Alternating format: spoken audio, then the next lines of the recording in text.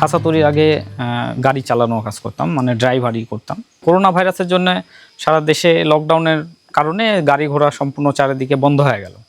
তো বন্ধ হয়ে যাওয়ার কারণে বাসায় এসে একেবারে বেকার হয়ে গেলাম, কিভাবে চলবো, কিভাবে কি করব।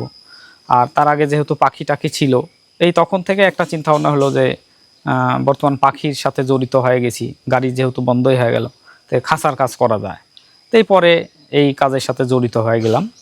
সে সময় দেখা যাচ্ছে যে অনেক মানুষই বেকার হয়ে গেছে, আর যারা দেখা যাচ্ছে বিভিন্ন কাজ ছেড়ে দিয়ে নতুন করে বিভিন্ন কাজের সাথে জড়িত হয়ে গেছে, তারা হয়তোবা স্বাবলম্বী হয়েছে। তো তাদের মতো আমিও এই খাঁচার কাজ করে আমি ইনশাল্লাহ এখন একটু স্বাবলম্বী হয়েছি। খাঁচাগুলো তৈরি করে এই নাটোর এই যে বেনু বেকারির আশপাশ দিয়ে যে দোকানগুলো আছে এদের কাছে বিক্রি করি। আর মাঝে মাঝে অন্য জায়গাতেও খাঁচার অর্ডার হয়, সেখানেও আমি বিক্রি করি। তো আমি মূলত জিআই তারের কাজ করি, মোরগ তারের কাজ করি। আর অন্য ক্ষেত্রে দেখা যায় অনেকে এসএস তারের কাজ করায়, সেক্ষেত্রে বিষয়টা একটু আলাদা হয়। ঢাকা থেকে যে কয়েল তারগুলো কেনা হয় ওটা মেশিন দ্বারা সেটা সোজা করা হয়, পরিপূর্ণ সোজা করার পরে মানে নির্দিষ্ট মাপে সেটা কেটে নেওয়া হয়। স্পট মেশিন আছে, সেই মেশিনের দ্বারা সেটা ঝালাই করে খাঁচা তৈরি করা হয়। একা একা কাজ করলে দেখা যাচ্ছে যে সারাদিনে 20টা খাঁচা তৈরি করা যায়, যদি সেটা ছোটো খাঁচা হয়। আর যদি বড় খাঁচা হয় সেক্ষেত্রে খাঁচার পরিমাণটা কম হয়, 10টা বা 5টা 15টা এরকম খাঁচা তৈরি করা যায়। 2 দিন বা 3 দিন 4 দিন কাজ করে তারপরে যে একটা অর্ডার হয়, সেই অর্ডার একবারে নিয়ে যায় দোকানে দেওয়া হয়। তো প্রতিদিন একবারে খাঁচা বিক্রি করা যায় না, কিন্তু কাজ প্রতিদিনই করি আমি। ঢাকার যে খাঁচাগুলো আসে ওরা কোনো ফিনিশিং দেয় না, শুধু রং করে দিয়ে দেয়।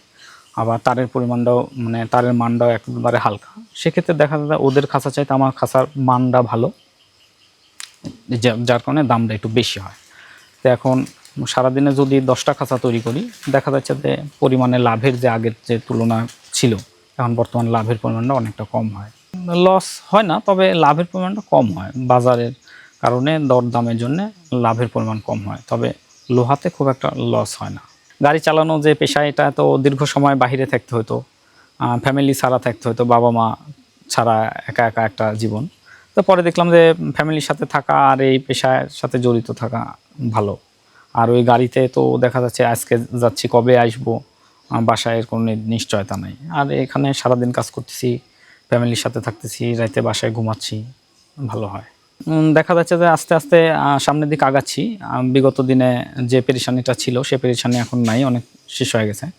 তবে আস্তে আস্তে বাসা ছেড়ে দিয়ে বাহিরে অন্য কোথাও পজিশন নিয়ে কাজ করবে এরকম চিন্তাভাবনা আছে। সেক্ষেত্রে মেশিনপাতি পরিমাণটা একটু বাড়াবো, শ্রমিকের পরিমাণটাও বাড়াবো, আমি নিজে তাদের সঙ্গে থাকবো, কাজ করব, এভাবে ইনশাল্লাহ চলবো।